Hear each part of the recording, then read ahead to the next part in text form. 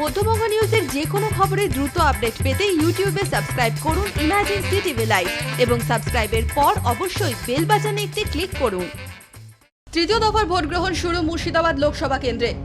এদিন 7 সকালে ভোট গ্রহণ শুরুর আগে মুর্শিদাবাদের ডোমকলের মানিকনগরে অশান্তির ছবি। 7 নম্বর ওয়ার্ডের তৃণমূল কাউন্সিলর জাহানারা বিবির স্বামীকে লক্ষ্য করে বোমা ছোড়ার অভিযোগ, লাঠি দিয়েও বেধড়ক মারধরের অভিযোগ। বুথের উদ্দেশ্যে যাওয়ার সময় তার উপর হামলা চালানো হয় বলেই অভিযোগ উঠছে। গুরুতর জখম কাউন্সিলরের স্বামী সহ দুজন হাসপাতালে চিকিৎসাধীন। বহরমপুর হাসপাতালে চিকিৎসাধীনের পর আহত কাউন্সিলরের স্বামীকে কলকাতায় রেফার করা হয়।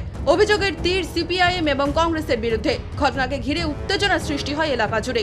আমাদের ওখানে বুথ হচ্ছে দুই জায়গায় দুটো বুথ। আমরা অন্য বুথে ছিলাম, লাইন দিয়েছিলাম, আর অন্য বুথেই যাচ্ছিল, আর একটা বুথে যাচ্ছিল, যাওয়ার পথেই মেরেছে। কারা মেরেছে? কংগ্রেসের লোক মেরেছে।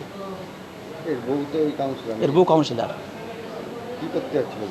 বুথেই যাচ্ছিল, বুথে ভোট কেমন আছে, কেমন লাইন মানুষজন আছে, এরকম দেখতে যাচ্ছিল।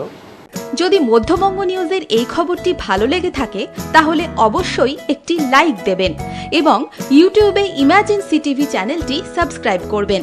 আর যে কোনো খবরের দ্রুত আপডেট পেতে সাবস্ক্রাইব করার পর বেল বাটনে একটি ক্লিক দেবেন।